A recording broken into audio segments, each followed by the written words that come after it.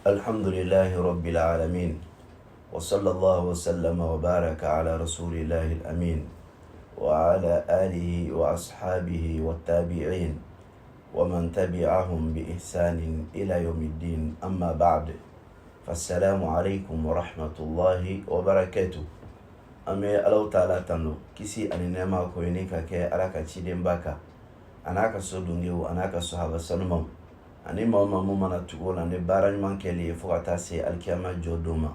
an b'a la deli ala k'an sɔrɔ baara ɲuman kɛlaw cɛ la o tɛmɛlen kɔ ka bɔ yen masa taala ko alikɔrɔna kɔnɔna la ko wal fajir wala yalin ashir k'ale alaw taala b'i kali fajiri kɛnɛ la wa a b'i kali sutan na sutan mun ni ala y'i kali a la abdullahi ibn abbas ko ye seliba kalo tile 10 fɔlɔ de ye ko fɔtɔla ye o cogoya kelen fana la alaw taala ko tuguni wa wa'adna musa 30 layla wa atmamnaha bi 10 k'ale ala ye musa layidu ɲɔgɔnya su 40 a k'o kɛrɛnkɛrɛnya ka taa ala bato o kɔnɔna la yani ani ala ka ɲɔgɔn kuma ɲɔgɔnya o su 40 kɔnɔna la k'a ye 30 de layidu ɲɔgɔnya ta ni a ye su 30 layidu ɲɔgɔnya ta n'a ye o kɔfɛ ko a tilala ka 10 fara a kan ka dafa ka kɛ 40 ye dɔnnikɛlaw ko ni aya in tafsir la i n'a fɔ ibnu jarir tɔbari b'a fɔ an ye cogoya mun na ko su 10 mun n'o farala kan ka kɛ 40 ye ko o ye seliba kalo tile 10 fɔlɔ de ye ala ye selifurancɛ kalo tile 30 o layidu ta ye fɔlɔ o kɔfɛ ala ye 10 fara kan ka dafa ka kɛ 40 ye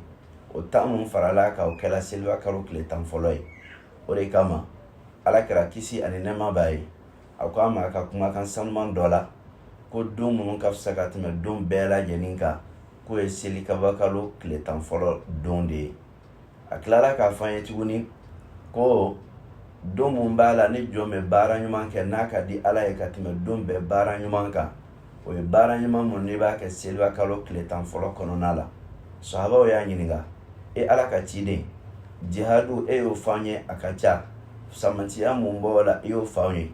i ko baara mun ka di ala ye ka tɛmɛ baara bɛɛ kan k'o ye jihadu ye a ko ɲala seliba kalo tile 10 fɔlɔ o baara o ka di ala ye ka tɛmɛ jihadu yɛrɛ kɛli kan wa ala kɛra o ko awɔ dɛrɛ seliba kalo tile 10 fɔlɔ baara ɲuman ka di ala ye ka tɛmɛ hali jihadu kɛli kan fo n'a kɛla maa ye maa mun taara jihadu kɛyɔrɔ la i yɛrɛ kun tagala i n'i ka nafolo tagala foyi ma segin nin si la ko fo n'a kɛla o tigilamaa dɔrɔn ye ala kɛra ka kumakan de filɛ nin sallallahu alaihi wasallam hadisa la bukhari ni muslimu ye hadisa mun fɔ o ka sahihu kɔnɔna la o la n badenw ka da ni hadisa kofɔlen in kan sa dɔnni dungew ko ni ye ala kɛra ka kuma cogoya lajɛ a ko don foyi tɛ yen baara ɲuman kanu ka bon ala yɔrɔ don mun na ka tɛmɛ seliba kalo tile 10 fɔlɔ don kan ko don foyi tɛ yen o b'a jira k'a fɔ hali sunkalo yɛrɛ bɛ don a kɔnɔna la o ko la ko baara ɲuman kɛli seliba kalo tile 10 fɔlɔ kɔnɔ a ka di ala ye ka tɛmɛ baara ɲuman kɛli kan hali sunkalo kɔnɔna la a ka di ala ye ka tɛmɛ baara ɲuman kɛli kan hali sunkalo tile 10 laban na o tile 10 laban mun ni ala kɛra tun bɛ cɛsiri camanba kɛ a la ka tɛmɛ sunkalo dontɔw kan ni mun filɛ nin ibnul qayyim rahimahullah a b'a fɔ a ka kumakan dɔ kɔnɔna la ko alaw taala ye seliba kalo tile 10 fɔlɔ tilefɛlaw fisaya ka tɛmɛ sunkalo tile 10 laban tilefɛlaw kan ka d'a kan ko arafa don o ye tilefɛla de o bɛ seliba kalo tile 10 fɔlɔ kɔnɔna la nka alaw taala ye sunkalo tile 10 laban sufɛla fisaya ka tɛmɛ sunkalo seliba kalo tile 10 fɔlɔ sufɛlaw kan ko ka d'a kan leilatul qadri o ye sufɛla de ye wa o bɛ sunkalo tile 10 laban su de kɔnɔna la ni mun filɛ nin ye ale ka kumakan ye ibn al-Uthaymin rahimahullah a ko baara ɲuman kɛli a kɛla seli ye o a kɛla saraka bɔ ye o a kɛla sinditugu ye o a kɛla nafila seli ye o k'i k'o kɛ seli kalo tile 10 fɔlɔ kɔnɔ k'o ka fisa ka tɛmɛ a kɛli kan sunkalo tile 10 laban kɔnɔna la kan o la ko ni nin ye fɛn jira o b'a jira k'a fɔ k'an ka kan ka jilaja baara ɲuman kɛli la seliba kalo tile 10 fɔlɔ kɔnɔna la nka maa caman bɛ ɲina a kɔ a ka kan ka mɔgɔw lakala a la o k'a dɔn ko seliba kalo tile 10 fɔlɔ o tɛ waati gansan ye waati fisamanci don an kan ka cɛsiri caman b'a kɛ mun kɔnɔna la an kan ka mun baara ɲuman de kɛ a kɔnɔna la baara ɲuman mun bɛ k'a kɔnɔ baara ɲuman sugu fila don baara ɲuman dɔ bɛ yen o kɛrɛnkɛrɛnlen don ale kama baara ɲuman wɛrɛ bɛ yen o kɛrɛnkɛrɛnlen t'a kama o bɛ se ka kɛ wagati bɛɛ la nka o baara ɲuman sara ka bon ale kɔnɔna la ka tɛmɛ wagati wɛrɛ ta kan baara ɲuman mun kɛrɛnkɛrɛnlen don n'o kan ka kɛ seliba kalo tile 10 fɔlɔ kɔnɔna la o dɔ ye heji ye maa minnu bɛ yen n'ala y'o gɛrɛsɛgɛ don heji la ɲina o bɛna baara mun kɛ baara fisamanci don kelen heji bɛ kɛ seliba kalo tile 10 fɔlɔ de kɔnɔna la a filanan ye jumɛn ye baara wɛrɛ mun kɛrɛnkɛrɛnlen don seliba kalo tile 10 fɔlɔ kama o dɔ ye maa mun bɛ yen ni e kan ka na lahiya kantigɛ ni seliba kalo jɔla dɔrɔn a tɛ bɛɛ ye i k'i sɔni tigɛ a tɛ bɛɛ ye i k'i ninkɔrɔsi tigɛ a tɛ bɛɛ ye i k'i kamakɔrɔsi di a tɛ bɛɛ ye i k'i lawurasi di a tɛ bɛɛ ye i ka fɛn tigɛ i kunsigi yɛrɛ la n'a y'a sɔrɔ lahiya b'i bolo i kan k'a kantigɛ nin ye alakira ka kumakan ye sallallahu alaihi wa sallam hadisa dɔ la umu salama ye mun langali anw ye n'o ye alakira furumuso ye nin ye baara ye mun kɛrɛnkɛrɛnlen don seliba kalo tile 10 fɔlɔ kama baara wɛrɛ mun kɛrɛnkɛrɛnlen don seliba kalo tile 10 fɔlɔ kama o dɔ ye arafa don sunni n'o ye a tile 9nan ye alhamdulilahi alakira ko sallallahu alaihi wa sallam ko arafa don sunni ko Alahu taala bɛ san 2 jurumiyafa kɛ jɔn ye san mun tɛmɛna ani san mun bɛ nalen o ye bato ye mun kɛrɛnkɛrɛnlen don seli kalo tile 10 fɔlɔ kama bato wɛrɛ mun kɛrɛnkɛrɛnlen don seli kalo tile 10 fɔlɔ kama o dɔ ye ka lahiya kantigɛ seliba don na n'o y'a tile 10nan don yɛrɛ ye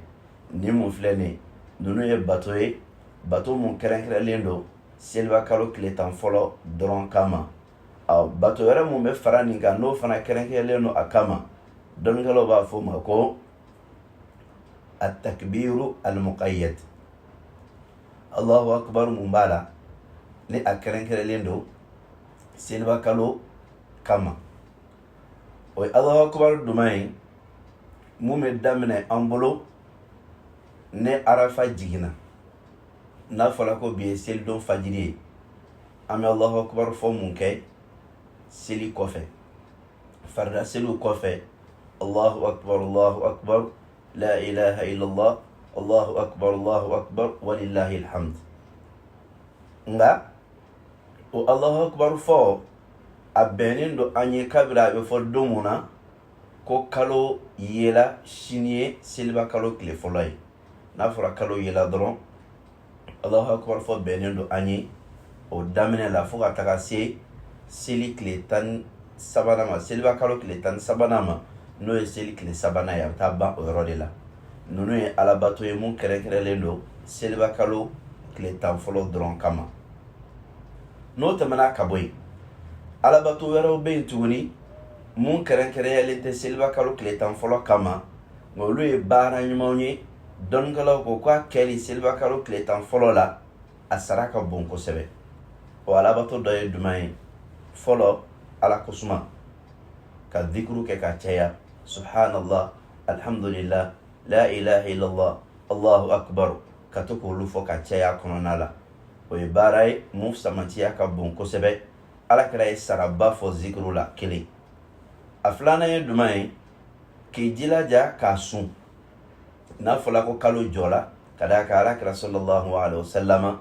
a ye saranakan di sahaba dɔ ma ko n b'i ma ni sun donni ye k'i k'a dɔn k'a fɔ sun sanga ɲɔgɔn tɛ yen baaraw la ni sun sanga ɲɔgɔn tɛ yen baaraw la maa mun sunna seliba kalo tile 10 fɔlɔ kɔnɔ a b'i n'a fɔ a ka seliba kalo tile 10 bɛɛ kɛla a bolo alabato dɔrɔn de a bɛɛ kɛla i bolo alabato ye ka d'a kan i bɛ tile bɛɛ kɛ i bɛ bato la ni sunnen don i bɛ bato de la o cogoya kelen na alakira ko sallallahu alaihi wasallam ne maa min ye tile kelen sun ala ye ala b'i ɲɛda yɔrɔ ma janya jahanama la fo san 70 n'o tile kelen sunna wagati la wagati mun baara ka di ala ye ka tɛmɛ wagati bɛɛ kan siga t'a la o fana y'a dama daraja wɛrɛ de o de kama maa mun bɛ se ka a tile 10 bɛɛ sun tile 10 bɛ fɔ nka a kan bɛ duma ma tile 9 ka da arafa don ma selidon sun tɛ don o la maa min bɛ se ka tile 9 in bɛɛ sun o tigilamɔgɔ k'i jilaja tile 9 bɛɛ sunni na ni dɛsɛla la pewu tile kɔnɔntɔnna n'o ye arafa don ye i kana to ka taga k'i to cogoya si la. baara ɲuman wɛrɛ mun bɛ yen n'o kanunen don k'o kɛ nin wagati in kɔnɔna na o dɔ ye saraka bɔli ka d'a kan Alahu Taala bɛ baara ɲuman sara double. n'i ye saraka kelen bɔ Ala kɔni ye dɔrɔmɛ kelen di Ala ma ale b'a k'a ɲɔgɔn 10 ye k'a kɛ 70 ye ka taa 170 la a b'a jidi hakɛ la hakɛ mun ka di ale Alahu Taala yɛrɛ ye. o jidili hakɛ la mun ka di Ala ye o dɔ ye baara kɛla wagati mun kɔnɔ o sababu ye. n'i ye baara kɛ wagati fisamanci kɔnɔna la o sababu la Alahu Taala bɛ i ka saraka jidi ka se hakɛ ma mun ka di ale Alahu Taala yɛrɛ ye. o kama o ye baara ɲuman ye mun kanunen don an ka saraka camanba bɔ selikalo tile 10 fɔlɔ in kɔnɔna la. o tɛmɛlen kɔ ka bɔ yen baara ɲuman wɛrɛ mun kanunen don a kɔnɔna na o dɔ ye sindiyatugu ye. ka sindi tugu. sindi bɛ tugu ni kumakan ɲuman ye. sindi bɛ tugu ni nafolo ye. sindi bɛ tugu ni hadamadenya ɲuman kɛli ye. sindi bɛ tugu ni dɔnniya ye. sindi bɛ tugu ka taa bɔ i balimaw ye. sindi bɛ tugu k'i balimaw dɛmɛ i seko damayira la. nin bɛɛ ye sindi tugu saraw ye. ka sindiya tugu baara fisamanti don. nka a kɛli seliba kalo tile 10 fɔlɔ kɔnɔ dɔwɛrɛ bɛ fara a fisamantiya kan ka da waati ni a cogoya kan. baara wɛrɛ mun bɛ yen n'an kan k'o kɛ seliba kalo tile 10 fɔlɔ kɔnɔ n'o ka ɲi o dɔ ye kefalatul aitam ka yatimadenw ladon. alakira sallallahu alaihi wasallam a ko k'ale ni yatimaden ladonbaga bɛ alijinɛ kɔnɔ i n'a fɔ nin cogoya a y'a bolomanden 2 kɛ ta ka jira ɲɔgɔn na. o kɔrɔ ye maa mun bɛ yatimaden ladon ale alakira n'o bɛ ɲɔgɔn fɛ alijinɛ kɔnɔ o ka surun ɲɔgɔn na i n'a fɔ bolomanden 2 ka surun ɲɔgɔn na cogoya mun na. o la ni maa mun kɛla yatimadenw ladonbaga ye seliba kalo tile 10 fɔlɔ kɔnɔna la alhamdulillah o sara ala dɔrɔn de b'a dan dɔn. i bɛ yatimaden ladon seliba kalo tile 10 fɔlɔ kɔnɔ ni selimafini ɲinini ye ka d'a ma seli bɛna se nisɔndiya a bɛ se k'o sɔrɔ cogoya mun na ka nisɔndiya don a dusukun na k'a dɛmɛ ka baara ɲuman kɛ a ye k'a ka kalansaraw sara nin wagati in kɔnɔna la. ni mun filɛ nin ye baara ɲumanw na belebele dɔ ye an kan k'an jilaja mun na seliba kalo tile 10 fɔlɔ in kɔnɔna la o ye baara ɲuman dɔ ye. o tɛmɛlen kɔ ka bɔ yen seliba kalo tile 10 fɔlɔ in kɔnɔna la an kan ka an yɛrɛ jilaja ni baara wɛrɛ mun kɛli ye o dɔ ye su jɔli ye ka nafila seli a kɔnɔna la. sufɛ nafila seli an kan jilaja o camanba kɛli la. o ye baaraw la baara fisamanci dɔ ye. ala ye kira yamaruya ni mun ye sallallahu alaihi wasallam wa min al-layli fatahajjad bihi nafilatan laka asa an yab'athaka rabbuka maqaman mahmuda. k'i ka wuli ka jɔ kɛ ala ye su dugu tila fɛ ala b'i lakunu jɔyɔrɔ la mun tanulen don. o b'a jira k'a fɔ sufɛ nafila seli a bɛ jɔyɔrɔba di mɔgɔ ma ala yɔrɔ. n'o kɛla seliba kalo tile 10 fɔlɔ kɔnɔna la o fana bɛ dɔ fara a daraja ka Allahu Taala yɔrɔ. i jilaja o kɛli la.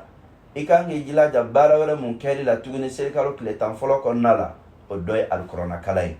k'i jija n'i bɛ se kɔrɔna kalanni na i k'a bɛɛ kalan k'a jigin k'a ban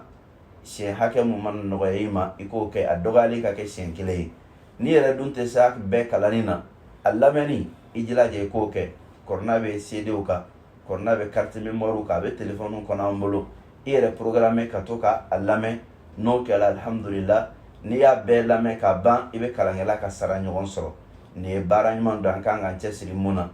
an kan k'an cɛsiri baara ɲuman wɛrɛ mun na seliba kalo tile 10 fɔlɔ kɔnɔ o dɔ ye ka sabati misiriw kɔnɔna la. ka sabati misiriw kɔnɔna la an b'o kɛ cogoya jumɛn na. n'i ye fajiri seli i ka to misiri kɔnɔ fo tile ka bɔ. ni tile bɔra miniti 10-15 ɲɔgɔn na i ka jɔko 2 seli ala bɛ umura 1 baraji d'i ma. i ka i ka walaha seli fana kɛ o wagati la k'a kɛ jɔko 4 ye a dɔgɔmani wali ka taa jɔko 8 yɛrɛ la o yela alakira la sallallahu alaihi wasallam. ni baara ɲuman dɔ ye an kan k'an cɛsiri mun kɛli la. o tɛmɛnen kɔ ka bɔ yen lagansara kɔfɛla la ka sigi misiri kɔnɔ ka se fitiri ma. fitiri ni safo cɛrɛ la ka sigi misiri kɔnɔnaw la k'a kɛ ala kosuma ni kɔrɔna kalan ye. nin ye baara ɲuman dɔ ye an bɛ se k'an cɛsiri mun na seliba kalo tile 10 fɔlɔ in bɛɛ kɔnɔna la k'an yɛrɛ masurunya ala la. a laban ye jumɛn ye an k'an jilaja duwawu kɛli ma. ka d'a kan duwawu ye alabato dɔ ye. i bɛ ka laɲini fana jira ala la wagati minnu na ni ala b'a jaabi o dɔ ye wagatiw la wagati fisamantiw ye. i jilaja o bato kɛli ma ka duwawu kɛ ka caya a kɔnɔna la. i bɛ sigili mun kɛ misiriw kɔnɔna la i ka kɔrɔna kalanw kɔfɛ i ka zikiriw kɔfɛ i jilaja i ka duwawu camanba kɛ nin wagati bɛɛ lajɛlen kɔnɔ walasa Alahu Taala ne ye hami wuli diɲɛ kɔnɔ ani ki hamili lahara dona ka baraji caman fana sɔrɔ ka da ka duwawu ala bato de n'i y'a kɛ kuma o kuma i bɛ sara sɔrɔ ala Allahu taala yɔrɔ fɛnba mun bɛ yen n'o bɛ kɛ ka nin bɛɛ lajɛlen datugu o de ye k'i yɛrɛ minɛ ka bɔ ala kota ma k'i yɛrɛ minɛ ka bɔ baara jugu ma i ka se i ɲɛ la i ka se i tulo la i ka se i nɛnkun na i ka se i tɛgɛ la i ka se i sen na i kana to cogoya si la ala kota ka bɔ i yɔrɔ selikalo tile 10 fɔlɔ kɔnɔna la ka d'a kan a bɛ fɔ yɔrɔ yɔrɔ mun na ko n'i ye nin kɛ i bɛ nin saraba sɔrɔ a la o cogo kelen fana n'i ye juguman kɛ ye i bɛ juruminba sɔrɔ juguman kɛli la o kama an ka hakili to nin yɔrɔ in na ma Alahu taala deli ɲina selikalo tile 10 fɔlɔ ala y'a jira an na cogoya mun na ala k'an dɛmɛ a bato kɛli la kɔnɔna la n'an ye bato kɛ ala k'a minɛ an ye ala k'a kɛ ala ka jɛn sɔrɔli kalo ye an bolo ala k'an kɛ kanhɔrɔnya jɔnw cɛ la kɔnɔna la an bɛna bato minnu kɛ ala ka bɛɛ lajɛlen kɛ bato minɛlenw ye ala k'an ka duwawu jaabi ala k'an jurumiw yafa an baden minnu bɛ yen n'olu ma sɔrɔ k'a ye ɲina an b'a la deli ala ka hinɛ o la ala ka yafa kɛ o ma minnu bɛ banaw la ala ka kɛnɛya di o ma ala ka laban ko ɲuman di an bɛɛ lajɛlen ma هذا وصلى الله وسلم على النبي الكريم وآله وصحبه أجمعين وآخر دعوانا أن الحمد لله رب العالمين والسلام عليكم ورحمة الله وبركاته.